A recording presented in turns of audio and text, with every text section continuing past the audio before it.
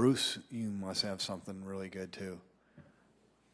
Of course I do. It's Bruce Danielson, and I guess I'm here to entertain you too. Okay. Good afternoon, everyone. Welcome to the October 2021 Park Board meeting. Rita, would you please do a roll call so we can determine if we have a quorum? Jim Stavanger. Here. Ann Noctigal. Here. Mike Begeman. Here. Mick Conlon. Here. Rick Weber. Here. Brooke Wagner. Here. Teresa Cowles. Here. You do a It's nice to have everybody here. That's good. Second up on the agenda is the approval of the minutes from September. They were in your packet, so please take a quick review, and I'd entertain a motion for approval in a second, please. Move to approve, Noctigal. Second, Begeman. Roll call, please. Stavanger. Yes. Noctigal. Yes. Begeman. Yes. Conlon. Yes. Weber. Yes. Wagner. Yes. Cowles. Yes. You do. All right. At this time on our agenda, it's time for public comment. I notice there are a number of guests are here. As a reminder, if you haven't signed in, please sign in so we can track who's here and who's not. So if you have something that you'd like to share that is not about anything that's on the agenda, now would be the time to do that. And if you do have something that you want to share or talk about that is on the agenda, we'll let you take that time at the time that we have the agenda item. Anybody would like to speak at the present time? All right, let's just quickly identify the guests that are here. So, Alex Johnson with the Sioux Falls Skate Park. I'm Walter Ports with the Skate Park Association. thank you. Yeah, I know you need no introductions, but Mike Cooper, Mary Jo Wagner, Art Reading. thanks, Mike. Clay Austin, Falls Area Single Track. All right, thank you. Welcome. Item number 4, unfinished business. I don't believe there are any items that were listed there. So let's go right to new business. We'll go right in order today. So first up, Nelson Park Skate Park MOU. Mike. Thank you very much. This item is an MOU, proposed MOU with the Sioux Falls Skate Park Association. What it really does is outline the terms of a future gifting agreement involved with the development of a skate park at Nelson Park. In 2019, we updated the Nelson Park Master Plan to reflect a skate park to be constructed north of Drake Springs Pool. The proposed project is approximately $2 million. With the breakdown of $800,000 being funded with city funds that's currently programmed in 2023 of our capital program, and approximately $1.25 million to be privately raised by the Sioux Falls Skate Park Association and eventually gifted to the city for design and construction of the skate park. The timeline is to begin fundraising this fall from the Skate Park Association. Walter Ports is here, and he's going to discuss a little bit of that with you here shortly. I anticipate the gifting agreement coming this spring after the end of their fundraising campaign, and then starting design probably in the summer of 2022, bidding it either late that year or early in 23, and then start construction in early 23 with hopefully wrapping it up in that same year. So with that, I'll have Walter come up, and he's going to talk a little bit about the Sioux Falls Skate Park Association and their upcoming fundraising. Thank you guys for having me. It's a pleasure to be back in front of some of you. Some of you are new, so I've met a few of you in the past, and I always appreciated working with you guys. So just so you know where we're at, we're ramping up for our community appeals campaign. So the Chamber of Commerce chose us 2.5 years ago, roughly, as the fall of 2021 community appeals. There was a little bit of a question about it because of COVID and everything, so we kind of just had to wait and see. It did enlist the services of Maximizing Excellence. Upon our previous meeting, Mike actually pulled me aside and said we needed to have somebody help fundraise, and it totally was exactly what we needed, and their team in particular was who we chose, and they've been fantastic. Right now we have our leadership team is Aaron and Kimber Severson, and then Mike, and why am I blanking on his last? Oh, from wow, I'm just thinking Mike Begeman right now, and I'm like, from the Everest Trust. Anybody? John Hinkhouse, sorry. I was just like, my brain was elsewhere. And then we've got quite a team built out of, we've got about 20 people from the community, from First Bank and Trust, Alex Jensen from First Premier, set up, and then they've each got a team of 5 to 7 people. So we've got 75 individuals that are getting ready to jump out there and do asks for us. On November 1st, we have our kickoff training, and then follow that with a chamber thing, a chamber mixer afterwards. So we'll have a chance to kind of talk to make some of those initial conversations. We're looking to raise $1.35 million over the course of the following 6 months from that point, roughly. And we're really excited about where things are at, where things are ramping up. We have some money in our coffers and some pledges in our coffers already. So we should end up with about 1.5 total, I'm thinking. But John actually thinks that we're going to raise more than that, so we'll see what happens. I'm excited. And the skate park design that we have in the book that I handed out is an initial design. Obviously, we'll have to do some engineering work, some survey work, and really get that dialed in. But the concept initially is to mimic the falls. So there's a bowl at the top where the water collects, and then there are all these terraces down, creating kind of a plaza feel. Back in the 90s, there was like the iconic skate spot was Embarcadero in San Francisco, and it has that same kind of terraced feel to it. So I think there's kind of a little bit of a throwback to that.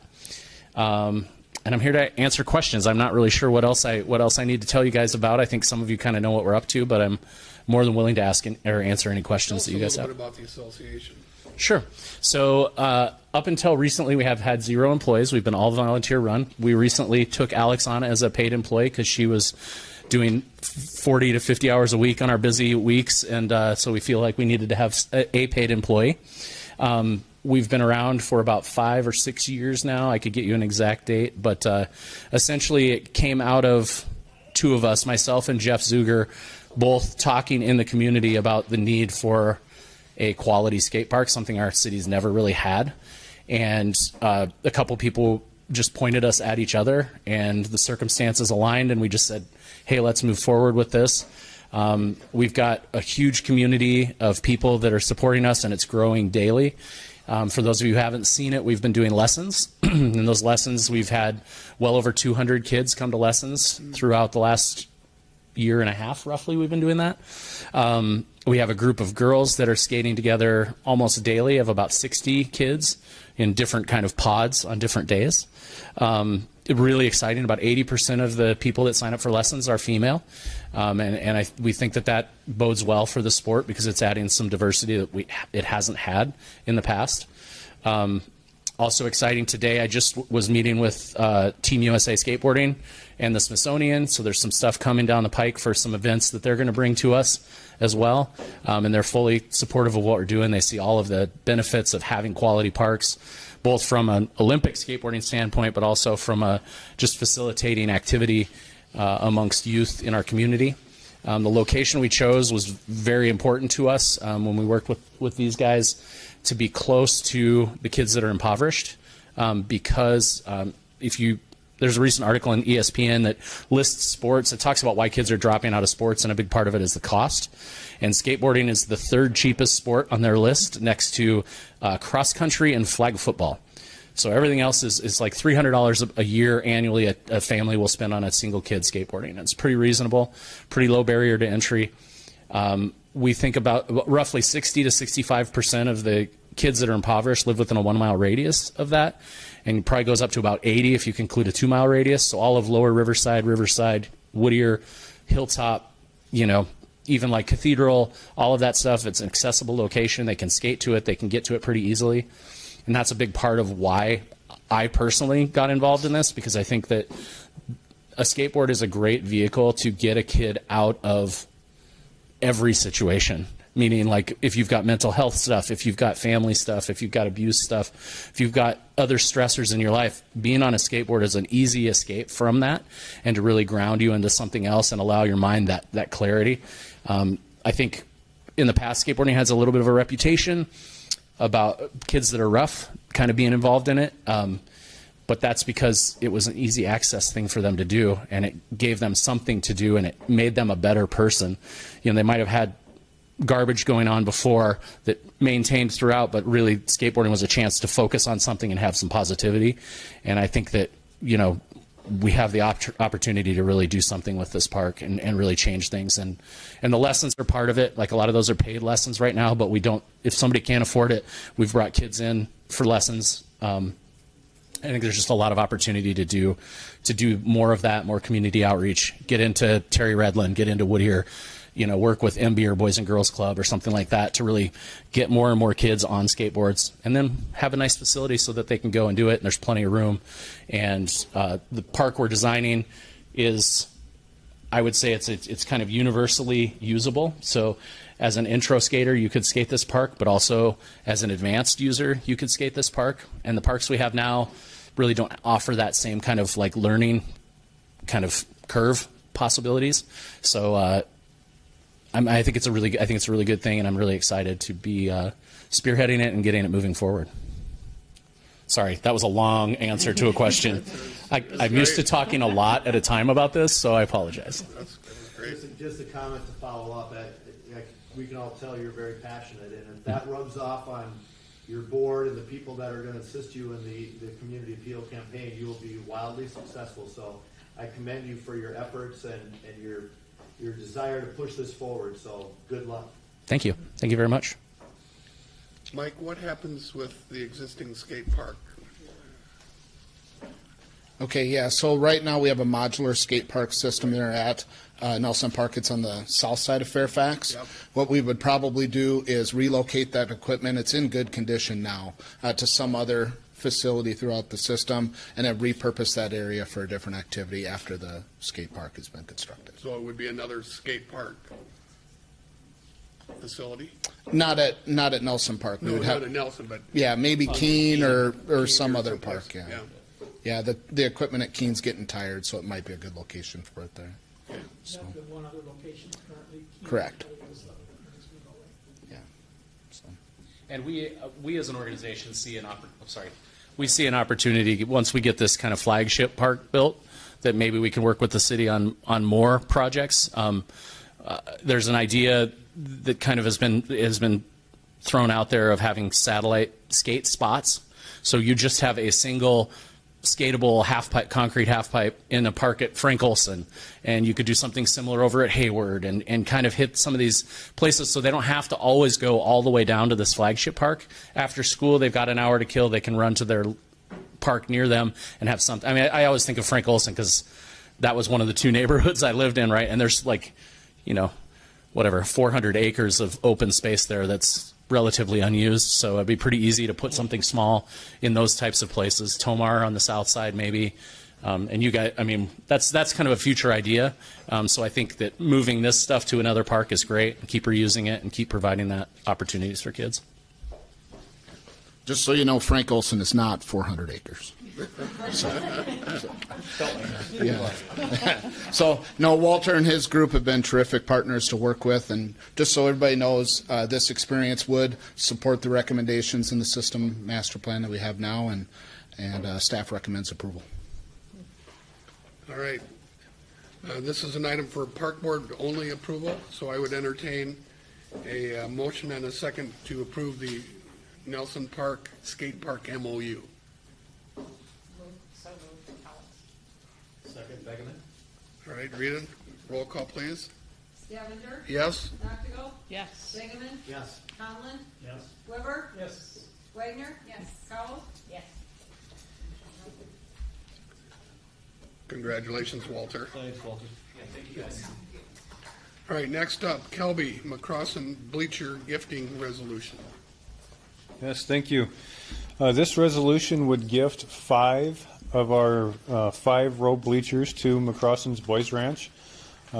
They utilize our portable 10-row bleacher for their rodeo, and shortly after that event, they had discovered that we had some old surplus, or soon-to-be surplus 5-row bleachers that no longer meet current building codes for fall protection with infill and sides and back. And so they asked us, sent us a letter asking if we would gift, in their current condition, 5 sets of these 5-row bleachers to support their activities out at the Boys Ranch. They will be responsible for transporting the bleachers from where they're currently at the park shop out to their facility north of I-90. These bleachers, this is really kind of a win-win. They get bleachers out of the deal, and we don't have to haul these surplus bleacher sets off anywhere. So they're doing us a favor at the same time that we're doing them a favor. And staff would recommend approval. Questions for Kelby? Move for approval? This one does recommend, this does go to the council, correct? Correct, yes, this goes to All right, council. so Rick, the motion would be to recommend approval to the city council for their approval. I intended to say. All right, excellent. Thank you, Rick. Is there a second, Mick? All right. Whatever that was. Yeah, whatever that was. All right, let's go for a roll call approval, please. Challenger? Yes. Naktigal? Yes. Stegeman? Yes. Conlon? Yes. Weber? Yes. Wagner? Yes. Cowles? Yes. Thank you. All right, thank you, Park Board. Item C, Kelby's still up, Sertoma Park Site License Agreement. Yes, thank you. This license agreement would be between the city and South Dakota State University. They have a network of Mesonet weather stations. There is currently a weather station at Sertoma Park, and they are proposing to upgrade this weather station. One of the biggest things to the upgrade is that they want these, one is they want site license agreements for everybody that they're doing these with, and two, they want to put a fence around it. We have talked with the outdoor campus and with South Dakota State to let them know that the fence that they're going to construct is going to be a split rail fence so that it fits with the area. This network of weather stations is used to benefit agriculture, natural resource management. The city has actually used it during flood fights, so in emergency management and for research. Now, like I said, there is currently a weather station there. This is just an upgrade, and as they are upgrading their weather stations, the Board of Regents is requiring them to now get site license agreements. So that's why we're here with this license agreement today. And again, staff would recommend approval. Questions for Kelby? This is an approval for the Park Board and doesn't need to go to the council because of the nature of the license agreement. So I would entertain a motion to approve the license agreement, and a second, please. Wagner, Solomon? Second, Naktigal. All right, thank you. Rita? Stegeman? Yes? Naktigal? Yes. Stegeman? Yes. Conlon? Yes. Weber? Yes. Wagner? Yes. Cowles? Yes. All right, thank you. Gate fee application. Jackie? So this gate fee application is from the South Dakota High School Activities Association for a state cross-country championship meet at Yankton Trail Park on October 23rd of this year. So they are wanting to charge adults $7 and students $5 to enter into Yankton Trail Park for the cross-country championship. And with that, staff would recommend approval. Any questions? Need a motion and a second, please. Move to approve, Naktigal. Second, Cowles. All right, Rita? Stegeman? Yes. Naktigal? Yes. Stegeman? Yes. Conlon? Yes. Weber? Yes. Wagner? Yes. Cowles? Yes. All right, Great Plains Zoo. Yeah, so in a few minutes, we're going to be bringing forth the management agreement for the Great Plains Zoo. And in the back of that agreement, under the society responsibilities, does say that the city can request the zoo to provide additional reporting or attend park board meetings as necessary. A year ago, we were here, but Becky was brand new, so we really haven't heard much from Becky or about what the zoo's been doing recently. So I thought this would be a good time to invite Becky up to talk a little bit about what she has been accomplishing at the zoo over her first year before we talk about the management agreement. And then there's also a tortoise in that aquarium back there. I don't know if you guys can hear him or not, but I think he's trying to get out to help present. Yes. Yes. So a little Russian tortoise over there. Well, thank you guys for having me today. I will try to go through this relatively quickly because time is precious. When I started at the zoo in October of last year, basically looked at the internal processes and mechanisms that we had at a zoo and decided we needed to firm up our processes and developed a strategic plan for the staff. This is not a formal strategic plan for the entire zoo as much as this is an operational plan that we put forth. And really the big aspect to it is preparing for the AZA accreditation, which is next year. Don got the privilege to see this before in one of our board meetings, as he does serve as ex officio on the board. All right, so I thought I hit that twice. Our goals that we developed for 2021 include our AZA accreditation, the Black Bear Project, African expansion, branding effort, donor cultivation and community networking, staff development with an improvement on trust and communication, elevating our zoo experience and the engagement offerings we have, conservation goals, which are very imperative to the mission that we have here, board development and strategic planning, as well as facility maintenance and campus beautification. So upcoming, our application is due March of 2022. And then we'll have a site inspection. I don't know how many of you guys have been privy to accreditation inspections at the zoo in the past, but it is something we go through every 5 years for the AZA.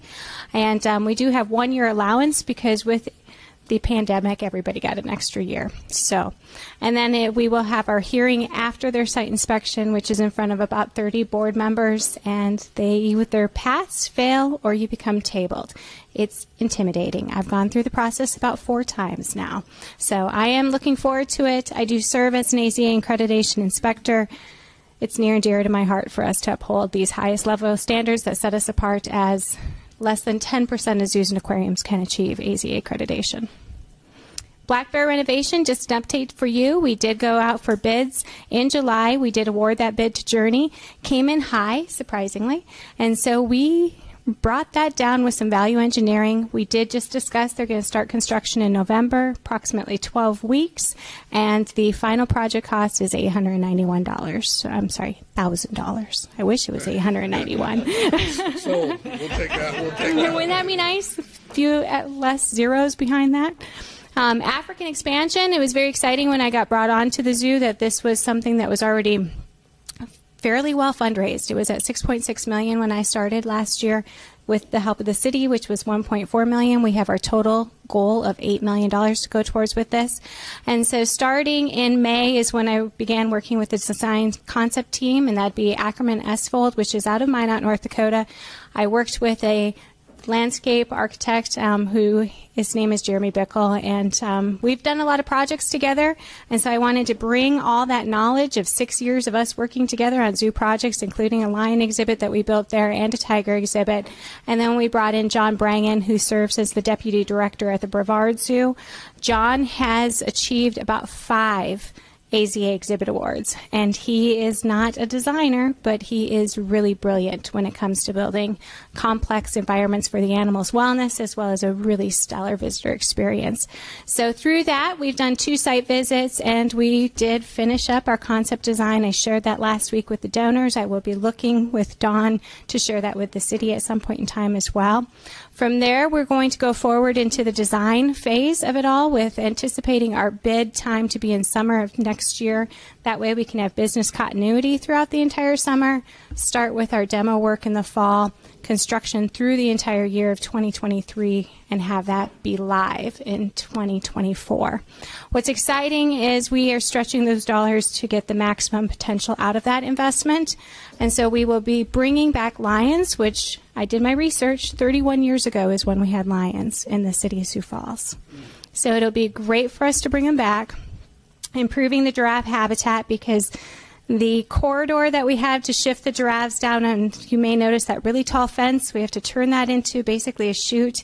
We have a male giraffe that does not like to walk on pavement. So how many times have you been here and they're all standing in that tiny little pen? Way too often. So we will have a barn adjacent, as well as offer a year-round feeding experience so that people can see them in the wintertime, summertime. And I really look at trying to build a zoo that is accessible for all. So we really want to make sure that we have all the elements to make sure it is accommodating for all people, all ages, all abilities. And then meerkats have just been something that we've heard from our public that they'd like to see a better meerkat exhibit. So we incorporated that as well. And we will be doing some site improvements in terms of circulation of pathways so that it does not dead end at the back 40 any longer. See if it works now. I think my battery died. Let's see. Oh, there we go. See if I can take it back. Well, branding efforts are another thing we've been working on, really trying to bring up the engagement component of the zoo. And then donor cultivation and community networking. I really wanted to improve the city relationship that we had with our zoo, and so it's been really exciting to work with Don, so I cannot thank him enough for all of his advice and the other staff members that I've had the privilege of working with, and so thank you guys for your support and working with us. Additionally, getting involved with the Chamber, Experience Sioux Falls, the City Council, and the South Dakota Department of Tourism.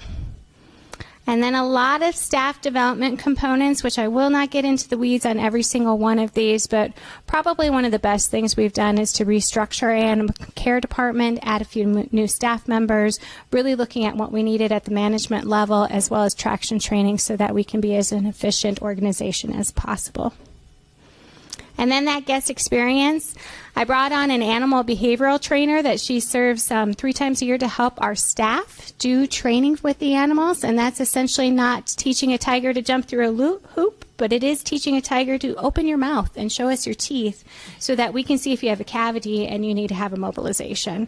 Additionally, volunteer participation in their health and wellness so that we can give them their vaccinations. You can teach animals to do voluntary blood draws. It reduces the stress. It makes it a lot more seamless for us to give them the high quality vet care that they need, as well as it does really increase that animal keeper and their bond with one another. And it gives a great visitor experience when people can see what we can show for the intelligence of these animals when they come to their zoo. Conservation, we started working with Jeff Montefiore. He does live in Namibia, and he does black rhino conservation. So this has been one of our largest projects that we've taken on this last year. Additionally, we're looking at local projects. So we don't want to just be global, but what can we do in our backyard? The Dakota skipper butterfly is a small indigenous butterfly that is now considered extinct in the state of South Dakota. There is a small population in Minnesota, and so we are partnering with the Minnesota Zoo to breed those butterflies. We will work on sites for their release here in the state of South Dakota. Right now it is in Lake Benton where we do the primary release of those butterflies. And then black-footed ferret conservation. This is very exciting to me because black-footed ferrets have twice thought to be extinct. And South Dakota is the most successful state when it comes to the reintroduction of that animal into native habitat. And we don't have a single one on exhibit in the entire state. So coming soon. And then board development. The board, we entered into some board governance study with Assumption Weiland. We've also been doing strategic planning, which we did have Dawn as a participant with all of that. We are looking to do master planning, which is part of the budget for 2022 with the city. And then we added 5 new board members over the course of the last year. Maybe? There we go. Facility maintenance. I didn't get a picture of it, but the Bowling Green was something we did with the parks here on the zoo proper. Bowling Green is better probably known as a boneyard. It's just where all the stuff that didn't have a home landed. 35 trailers worth of stuff was removed last week. So thank you. Our partnership with the parks would not have helped to make that all happen if it wasn't so strong. Looks a lot better. And then we've just been doing various projects throughout the zoo, really trying to bring it forward. There's some older exhibitry that needs some love, and so we're trying to get that done as well, especially in preparation for that AZA inspection next summer. Baby penguin this last summer. So any questions at all about that? I went fast because that's a lot of information, and you guys don't need to be here. So what's been the last 4 to 5 months attendance and engagement? That's the slide we missed. I'm very grateful you brought that up. So 224,000 is what we had year to date through September. Our goal in our budget was 236,000, so I do think we will hit our goal. I would like to see that grow exponentially over time. I know at one point in time it was boasted that there was over 300,000 people in the zoo attendance. I will say that there were some things that were brought on, including the koalas, which is not a sustainable exhibit, that may have contributed to that number. I also am not sure that it was 100% accurate. So we'll see where we can go from there, but that's why we're doing strategic planning, so that we do have the ability to pull those levers and really grow the usership of the zoo. Yeah. That's great. Thank you guys so much. Thank you, Becky. Mm-hmm.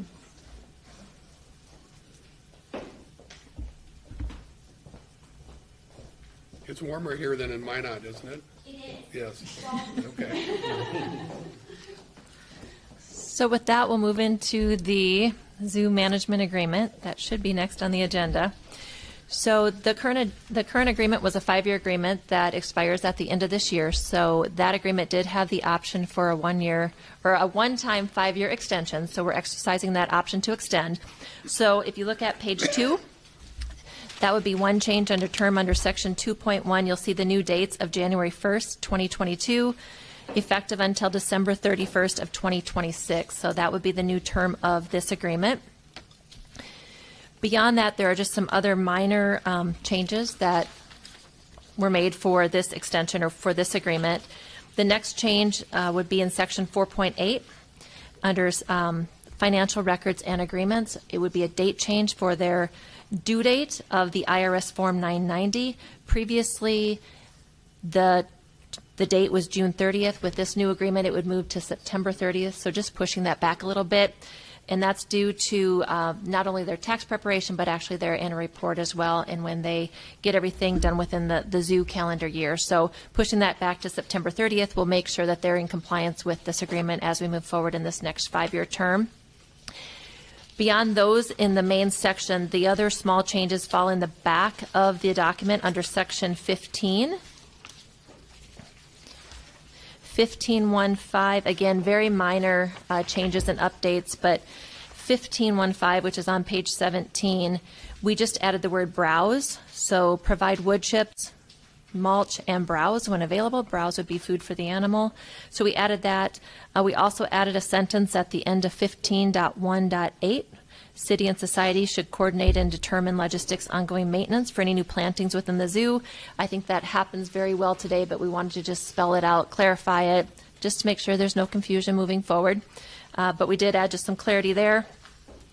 And then the next page, 15.1.16, we just did a better definition of what exhibits actually mean. So nowhere in this agreement did we really define what an exhibit is. So we just said for purposes of the section, exhibits shall include both animal and informational exhibits. As our zoo continues to expand and bring in more exhibits, you know, some have animals, some are more just educational, informational. So we wanted to just clarify that a little bit as well. So again, very minor changes with this agreement.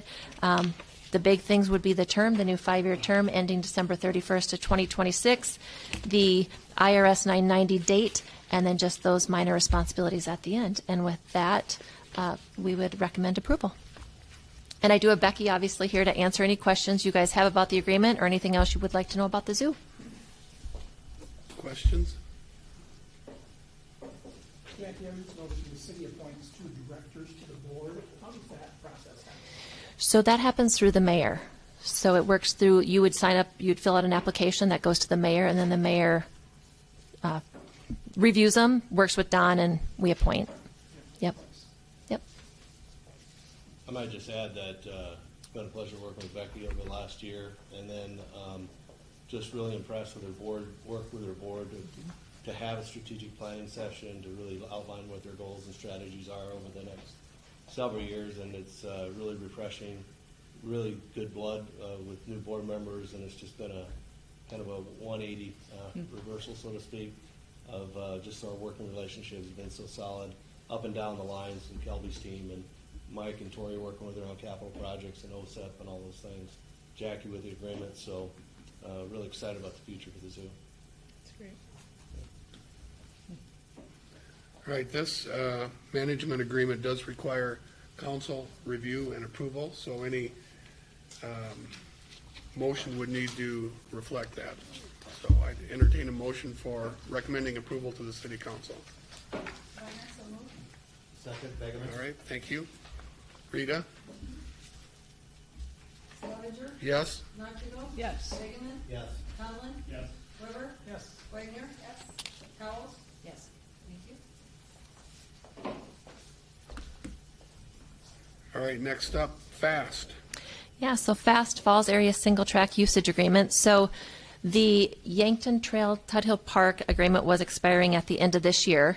Along with that agreement, we had multiple other agreements with Fast, and so it felt like we were coming back year after year with the different agreements to have them re-approved or re-agreed upon. So what we've done is we've taken the agreement that is expiring at the end of this year and combined them with the other agreements. So for instance, Leaders Park we approved last year.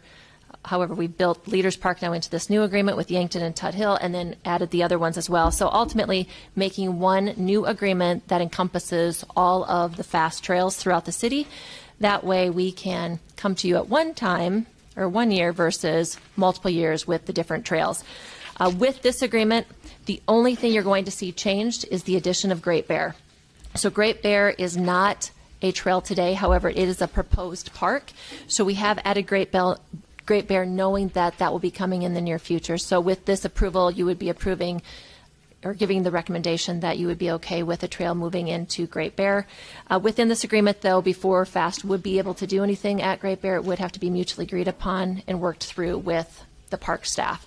So again, you'll see on the first page the addition of Great Bear, and then there is a map at the or an exhibit on the very last page that outlines a proposed trail for Great Bear. Again, proposed is the key word. It is something that would need to, as I just said, be mutually agreed upon and worked with Parks Department on before finalization. And I do have Clay here from FAST if you have any additional questions about FAST or any of their trails. Let's make him come up and talk. I think so. I shouldn't have said it a little bit nicer than that. Sorry about that. Tell us about FAST and your Yeah, so experience. FAST is an all-volunteer run organization. We're just over 10 years old. We've been building natural surface trails for mountain biking, hiking, and trail running in all the land that the city has given us access to. So we try to adhere to IMBA standards, which is the International Mountain Biking Association. So we're currently a chapter of that organization, and yeah, I'd like to say Calvi and his crew have been great partners for us. So How many members are? Officially, a couple hundred. We need to get better about making those members official. If you use any of our trails at Tuthill or Yankton or Leaders, like there's a lot of trail users in town, so need to kind of get them to sign up and support. But Do they pay dues or anything like that? that 300 do. Yeah. Okay. So, for Great Bear, when that does happen, we'd like that to be a professional build like we did at Leaders Park at Tuthill. So we contracted with an organization out of the Black Hills. So it was all machine built, professionally built trail. So for something as high quality as Great Bear, we would go that route again. So we raised $100,000 for the Tuthill project, and we spent all of that. So Is it all like reconditioning of the existing trails at Great Bear? no, the trails at Great Bear weren't. This would be all brand new.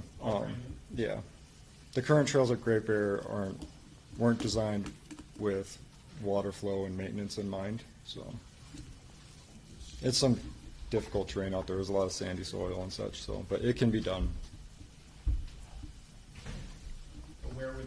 How would that interact with the existing?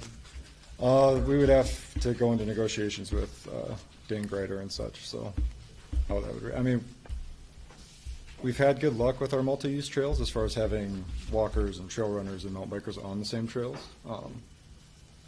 So, yeah. So we actually met, members of FAST and park staff met with Dan Greider last week to talk about Great Bear, and that exact question came up about how these new trails would interact with the current trails, and FAST is committed to putting, like they have along the bike trail, barriers essentially that will slow down the fast riders to either slow them down or force them off of their bike to cross the trail, so that there are no dangerous interactions between users of the fast track or users of the current trails.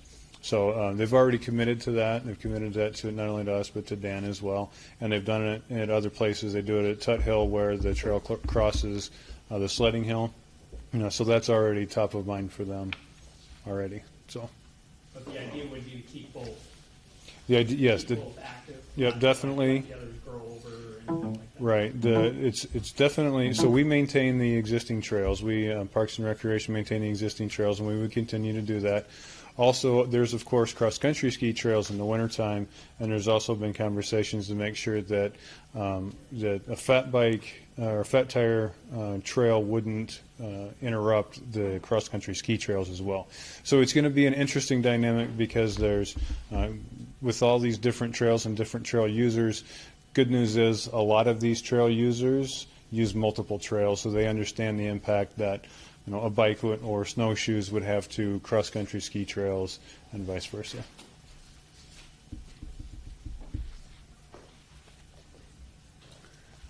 Any additional questions? I just did a great job on the trails. I use them at Tut Hill for county, and they're fantastic. Great. All right, I'd entertain a motion to approve the FAST agreement with a second, please. Second, Mick and Rick. All right, Rita? Stavanger? Yes? Noctigal? Yes. Begeman? Yes. Conlon? yes. Weber? Yes. Wagner? Yes. Powell? Yes. Thank you. All right, thank you. Arboretum Management Agreement. Jackie? So another management agreement. So the current agreement was a one-year agreement expiring at the end of this year.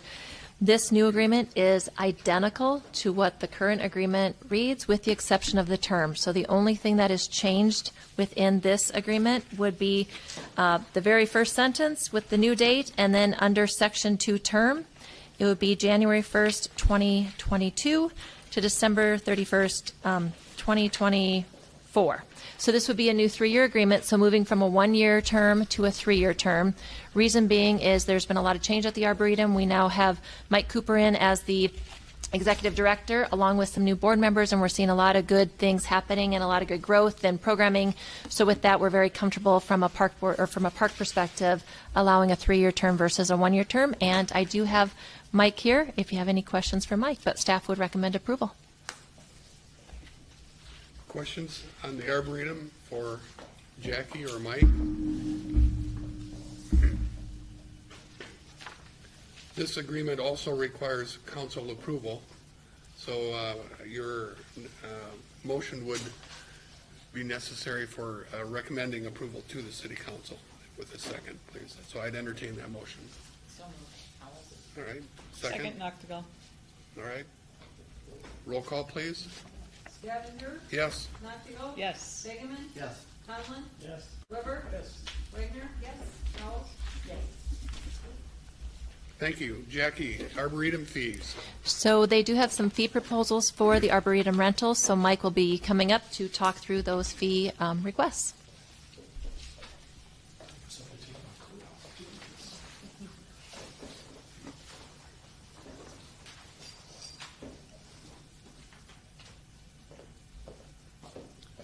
Good afternoon, Mike Cooper, Mary Jo Wagner, Arboretum. First of all, thanks for your support on the management agreement. I think there is some good things moving forward, and we've had a chance to host you this year, and hopefully we can do that again next year to kind of see what our new improvements look like. And if we can do as well of a job as the zoo, then that'll be a great competition that we can start with. The Arboretum Society has been looking at modifying our rental fees. And so there's two compelling reasons that we want to bring this forward for you to support and then ultimately going forward. The first thing is that they haven't been revised for quite a few years. And the structure that we currently have been using is a little bit cumbersome to explain to people because some of them are during business hours or after business hours, and there's just a lot of difficulty in explaining them and working with them. So one of the things that we're trying to do is simplify them, but we also want to increase them because of our lower level project. We're hoping that we can attract even more events going forward into next year. This year, we've rented the facility for 48 activities starting in mid-May. which were primarily graduation open houses, and through the end of this month of October. We are closing down event rentals after this month in anticipation of the construction work that we'll be doing in the lower level and having that done for starting next year in the springtime. So the goal is that we can increase our rental fees and rental activity. We'll be generating just over $24,000 in rental fees this year. And with our business plan as part of our master plan, we're looking in that $30,000 to $35,000 range starting in next year. So the fees for the indoor rentals would continue to be a minimum of 2-hour time slots. For the upper classroom, which can accommodate about 45 people, we would be changing those to $150 per hour. And with the lower level, the seating will not increase. It's still about 100 people, but we can spill out into the patio if people want to do that as well. And that will be a flat rate of $290 per hour, again with those 2-hour minimums. And then for outdoor rentals, which would typically be the larger weddings, activities, those are 3-hour increments, and that would continue like it has been. And that's going to be based on the number of people attending. So when they sign a contract to rent the outdoors, they typically need to put down the number of participants. So up to 100 would be $500, up to 250 would be $700, and then up to 900, up to 400 would be that $900 range. And if we get more than 400, which I don't know that we have in recent memory, but then we would be able to negotiate that based on the number of projected guests. We do have 2 picnic shelters, and we're not changing those rental fees. That would still be $25 per hour with a minimum 2 hours. And we do charge a $300 refundable deposit that we can utilize if there's any damage or other unanticipated things that would happen. And then we do charge the sales tax for those rentals. So again, with our lower level improvements that we're working on, we're very excited about attracting even more activities, whether it's the traditional weddings and graduations and birthday parties, to having more business opportunities, more private sector activities that can come out, a chamber mixer, those kind of things that we can bring back to the Arboretum and expose our facility to even more people going forward. So that's the bottom line in terms of the request for the rental fee increases. And I appreciate your support to move this forward. Thanks. Construction's going to start when? The construction is starting as soon as we know when our cabinets are going to be arriving. It could be as late as December before we start, which is a little later than we were hoping, but the construction time period is going to be about 2 months in duration. So we should still be okay in terms of getting completion by spring, by March timeframe, April at the latest. But the folks that we're working with on the cabinetry, which I think I can put a plug in for, which is Showplace, there's a longer delay that they're anticipating to get those. And we'll be using Johnson Construction, the same contractor that constructed our education center originally. Do your hourly rental fees include setup and tear down for the event? The event folks are responsible primarily for that. We'll set up the tables in the indoors, but the outdoors are all done through their own resources. So typically they'll hire somebody like ABC Rental to bring out tables, chairs, tents, whatever it might be. So indoors we provide the tables and chairs, and that's it. Yeah, information kind of on your current occupancy rate, % according to what's available in the year. Well, this year we had every weekend booked starting in May for weddings, except during the month of July they just kind of stopped for some reason. So some weekends we've had as many as 3 different events going on. So we are going to be limited by the number of weekends, but what we're hoping that we can do is get more of those weekday things that would come out to fill that gap. But yeah, weekends will continue to be very popular, which we're glad. Yeah. Congratulations on the removal of the interim. Oh, okay. Yeah, I'd just add on to what Jim had said about Mike is now no longer in the interim. He's agreed to serve 2 more years as the executive director of the Arboretum, and like with Becky, the great leadership with Mike has really gave us confidence in having a longer term agreement, and just got things headed in the right direction. Staff love him, of course, and just appreciate all Mike's work working with. He just knows who to talk to. Obviously, he's very well connected in the community, and so he's a great fit out there for us. So. Thank you. All right, I'd entertain a motion to approve the Arboretum fee schedule as presented. So moved. Begeman? Second. All right, Rita, roll call. Stavanger? Yes. Mexico? Yes. Begeman? Yes. Conlon? Yes. Weber? Yes. Wagner? Yes. Powell? All right. Surprise, it's me. So October is also Golf Fees Month. So Justin is here from Sioux Falls Golf to propose the new 2022 golf rates.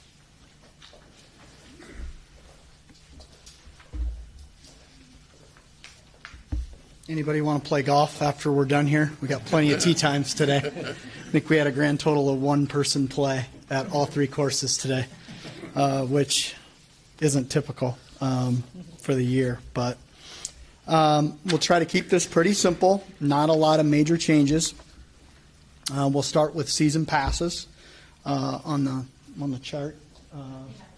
Oh, you've got it in front. Perfect. Recommending a $50 increase to season passes that didn't have an increase last season. This would be the all-time passes and add-on passes. A couple reasons for this. One is to level up, because last year we took the weekday passes and we increased them. We did that to kind of bridge the two. So we haven't really had a core increase since 2019, and it's kind of time. These increases will help counter expenses, specifically payroll. We're anticipating the challenges post-pandemic that a lot of businesses are. We're now finding that we've got to pay people more than minimum wage and $10. An example, a rough mower, a retired gentleman that normally we would pay $11 can come to us and say, listen, I can go just about anywhere and get a job for $15. So we know that's going to be very, very competitive, and you know, these increases will help counter that. Another reason for it is we feel like we've really upped the golf experience and the service has improved, and these increases still provide great value, right? If you look at the second page there that kind of shows the competition, you can kind of see that where we're priced, even with these increases, it's going to put us a little lower than Willow Run, the flagship for Great Life, our main competitor, and just a little bit more than Baker Crossing, which location-wise is also considered a main competitor. So we're not pricing ourselves out of the market. We're still providing great prices and great value, even with the increases. The other reason specifically is supply and demand, and kind of refers to the add-on passes. And the add-on passes are the youth, the family, and the spouse. And previously, they were very difficult to sell. We had them priced in an effort to get some people interested in the game and playing. And starting last year and this year, what we're seeing is quite the opposite. We no longer have to have them priced really low to sell them. They're the most popular 3 offerings. For example, we did a fall pass, a fall sale, pre-sale, and we sold 3-to-1 add-ons versus all-time passes and weekday passes in that little window. So there's no reason for us to have those priced so low. So just $50 on the season passes. Green fees, also pretty simple. Green fees, we're looking at just a minimal $1 increase across the board on all rates. There's 3 key reasons for this. Our 18-hole core weekday and weekend rates have not really seen any type of jump since 2019. So again, it's time to just have that little bit of cushion there to help us with the added expenses and payrolls that we know are coming down the line. And again, we're providing better service, better experience, and it still holds value. On the right-hand side of the sheet is basically our transportation, our season carts, our range. We're not looking to increase any of those. We have essentially over a 3-year plan increased transportation and season cart and range each of the last 3 years, and it has us positioned now where we feel it's adequate. Those offerings are priced where they need to be competitively and for revenue generation. So recommending no increases in any of the transportation and or range lines on the right-hand side of the sales sheet. Two other things that I would be remiss if I didn't note. Punch passes. You'll notice that in red on the right-hand side. For years and years, we've reduced those offerings. When we took over 4 years ago, there was over a dozen options. It was very difficult for us to sell those because there were so many options, and it was very, very counterproductive even for patrons when they came in to track and use. We've watered that down and simplified that, and we're recommending to do the same thing and just go with one offering this year. So we had 2 last year. We would reduce that just to 1, and that one offering is the most popular. It's the one that everybody goes for. It's the $625 worth of value for $500. And why this also makes sense to eliminate the other one is, remember, the punch passes can be reloaded.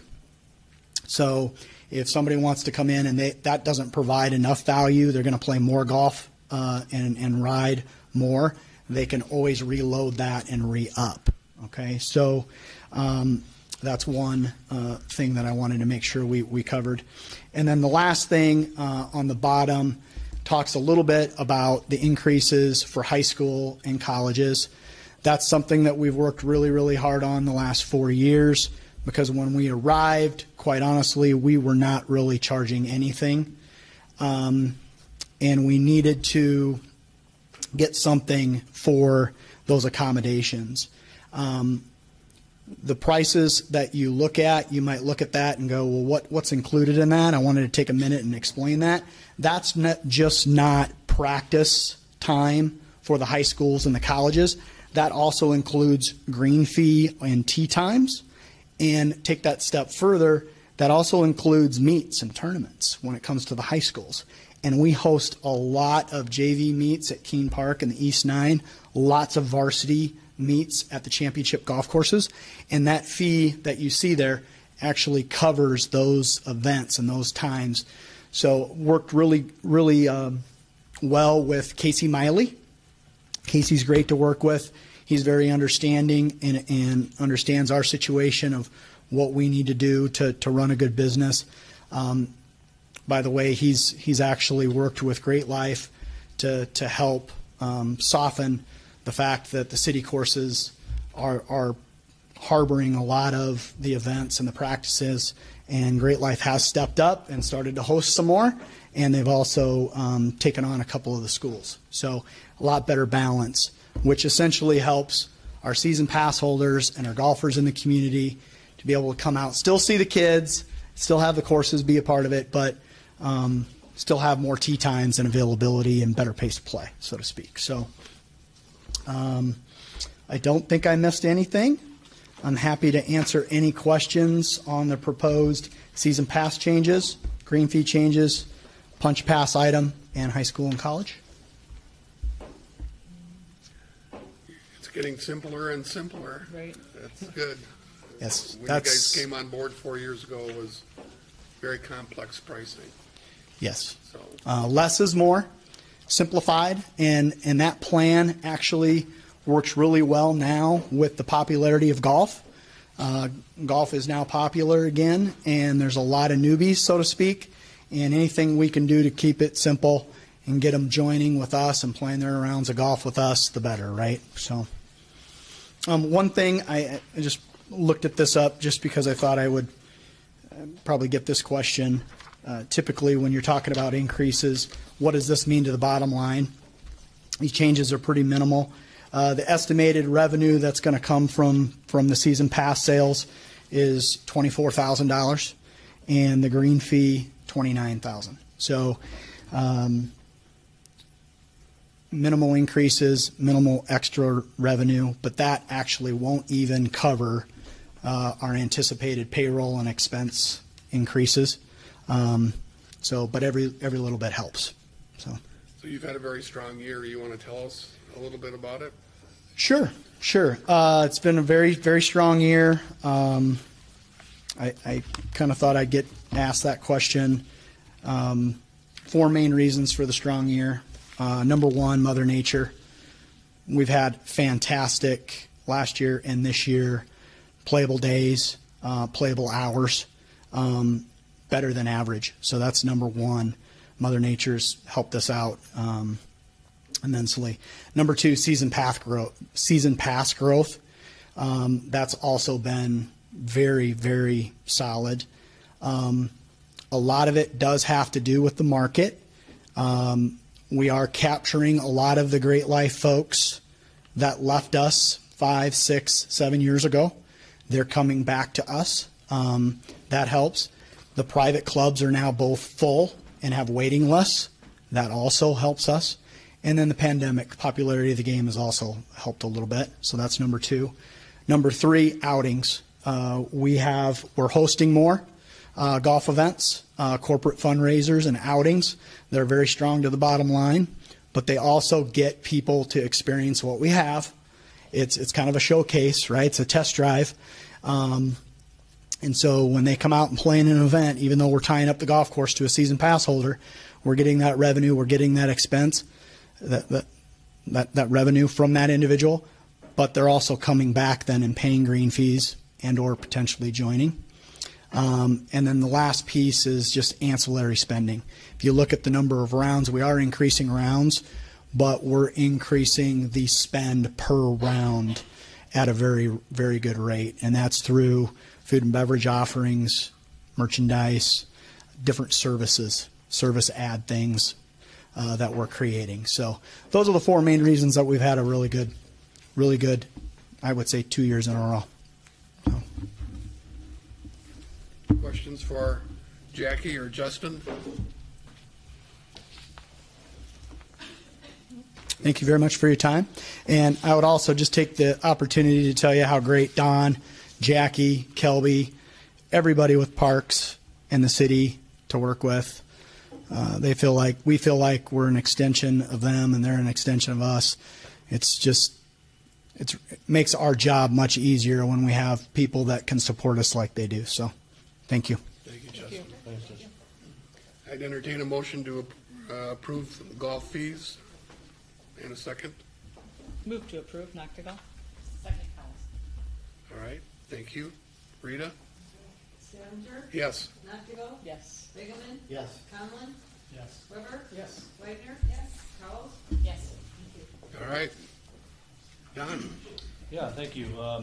First wanted to start out by a little fun fact. On the 13th of October was the 5th year anniversary of the Midco Aquatic Center being open. And pleased to say that we take out the COVID year, averaged over 200,000 people through the building all those years, and it continues to be very strong, not only from the general use for the recreational pool, lap swimming, swim meets, all the events that we host. Birthday parties are going like crazy again. So very popular facility, and we had a little fun with it and had a little prize drawing for members and those that used the facility in recent weeks to be eligible for some prizes that Midco provided to us at no cost. And so wanted to celebrate that.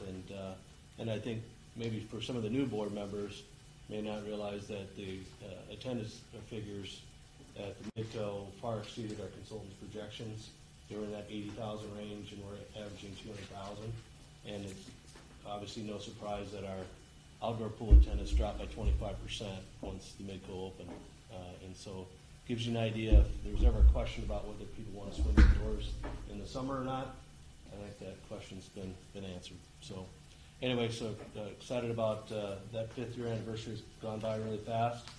Also wanted to share that, I don't know if you guys follow Jody Schwann's articles or not, but she had the top 7 wonders in Sioux Falls and what makes Sioux Falls great. And pretty happy to share that 3 of the top 7 are Parks and Rec items. Falls Park, McKinnon Park, and our recreational trail. And so anyway, I thought that was great kudos. And then there was also mention of the Japanese gardens in Levitt as well. It's kind of honorable mention. So I thought that was kind of cool. And then I thought with the weather outside, you all know that it's coming to an end for our summer. Asked Kelby to talk a little bit, especially again for the new board members, on how the whole putting the park system to bed works. Yeah, thanks, Don. So I actually started just a couple of weeks ago when we started with our Winter Wonderland setup. Actually started the first full week of October. We've also been spraying for broadleaf weeds, doing our fall spraying. I've actually had some incredible weather to get that done. With the drought last year, we didn't get much of it done, and with staffing last year, we didn't get much of it done. So it was noticed throughout the park system that we didn't, but now hopefully next spring and all of next growing season, you'll see the benefits of those efforts. Next week, we will start winterizing our restroom facilities. I know if you look at the weather, it's not below freezing, even though that these buildings aren't heated at all, but there are 55 of them, so it takes us a considerable amount of time to get them winterized, and it's the last week of October, so it's time. It'll take us a couple of weeks and to get all those facilities winterized. Irrigation winterization is going on as well. The annual flowers that we all help to plant McKinnon and Tut Hill are on their way out, downtown as well, making that transition into fall. And in a couple of weeks, we will start division-wide. Everybody goes to, that isn't with Winter Wonderland, gets into our Emerald Ash Borer response. So there will be crews of what we will call park crews, people who typically work within the parks, even though the forestry crew does as well. But those people will then come out of their parks and do street tree removals and park removals, not only of trees but of stumps as well. And we'll do that for a few weeks until we start with our winter season and ice making. And of course, we've got items going on at Great Bear now, getting ready for the ski season as well. So it's definitely a time of transition. It's we've kind of reached the end of the season. It's time to, like Don said, put the park system to bed and get some other things accomplished before winter hits and we don't have those opportunities. Thanks, Kelby. Speaking of winter activities, on Saturday we celebrated the chairlift. Gave free rides. Announced a $250,000 sponsorship with Schulte Subaru as the sponsor of the lift, and so unveiled their logo on the lift itself, and so that was great. And they even talked about potentially working with us in the future for some potential sponsorships down the road. It was a great event, great weather, great turnout, and I think Dan said that revenue on the preseason sales was 25% higher than last year. And so I think last year was actually a really good year too. Nice. So it's created a lot of good buzz, and you'll never have to try to get onto the lift and bump into the bar in the middle of the chair anymore. And they're padded seats, and it's all good. So Mayor helped us kind of unveil everything, and the Schultes were there, and it was a great event. So just wanted to share that too. And then asked Jackie if she could come up and talk a little bit about kind of the new twist on recruitment that we're pursuing and trying to get creative with staffing. So staffing, as we all know, has been a little bit more difficult, so we are trying to think outside the box on ways we can not only staff our community centers and our ice rinks, but already our lifeguards for next summer. So looking at all sorts of different crazy things. You will start to see more and more yard signs and banners within the parks. You probably have already started to see them, but we've found that the yard signs within McKinnon Park or Dunham Park are really starting to drive a lot of traffic, so that helps. The nice thing with the yard signs is we're able to use QR codes. So QR codes are something that really we've never done in the past, but it's something where everything is mobile. So as someone is walking by, riding their bike by, even driving a car by, they can stop, literally scan the QR code with their phone, and it takes them right to the hiring page where they can apply for a job. So we're seeing a lot of good response from the QR codes along with the yard signs. In addition to that, we have set up just a hiring table at the Midco Aquatic Center. So we've never had an actual stationary hiring table where someone walks in and sees that we're hiring. So we've set that up now. So when you go into the Aquatic Center, there's a visual there that just reminds people that we're hiring. We're starting to gear up for the holidays with holiday cards. So we've always done with the lifeguards a holiday or, a holiday winter card, just saying, hey, thanks for being with us last year. We'd love to have you again this next year. Happy holidays. Looking to do that with the park operations staff this year as well, and then also in addition, do maybe a Thanksgiving card. So, hey, thank you for working for us this past summer. We'd love to have you again next year. Oh, yeah, and by the way, we're going to increase your wage next year. So as we're finalizing those wages and getting ready to announce that, we're hoping to have those Thanksgiving cards go out as well. So lots of different things going on as we try to figure out what the secret sauce is and the magic, source is to be able to recruit and bring team members in. I will say this is really exciting. At least I think it's exciting. We do have a lifeguard certification class this weekend, and we do have a participant that's in her 60s who will be taking the class to become a lifeguard. So it's awesome. It's pretty cool. It's a news story. It's a news story. So Focus on that. yeah. So it's really cool that we're seeing, people of all ages knowing that we are in dire need of lifeguards and they're willing to step up for their community and do what it takes. So pretty cool. We do. We have a couple. Yep. We have a couple. Careful with yep. that older. Older. Active adult. Yeah. There you go. Active adult. Yep. Yeah. Yeah. And then the only other thing I was going to throw out too is at the Midco Aquatic Center, and then we'll have it at all of our outdoor pools too, is we have our own radio station now. So it's called Neptune Radio. So we control what music is played, so we know that it's appropriate music, but at the same time, we're able to do our own advertising. So it's all Park and Rec advertising. So we can say, hey, we're hiring, and we can kind of just keep it top of mind all the time. Neptune Radio hopefully will be at the ice rinks as well. So who's the DJ? Don. Right here? Yeah, we're trying to get Don, but right. Right. Good one, Mick. Good one.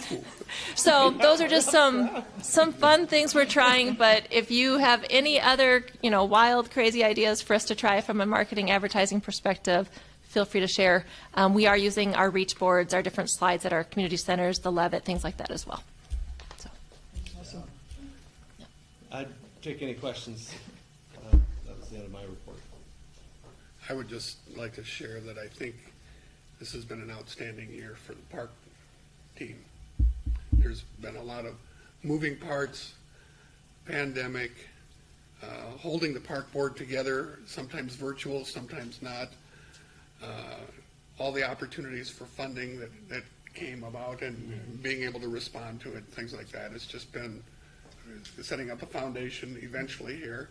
It's just been a really strong year. So congratulations and thank you. Yeah, we had a great management team and a good legal counsel. Myself, good contractors. Good all the way around.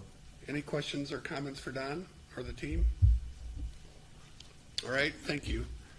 There were no items added to the agenda after the deadline. There's no reading of communications to the board. Any open board discussion for today? Hearing none, the meeting is adjourned. Thank you. Thank you. It's a big agenda. Yeah, that was a healthy one.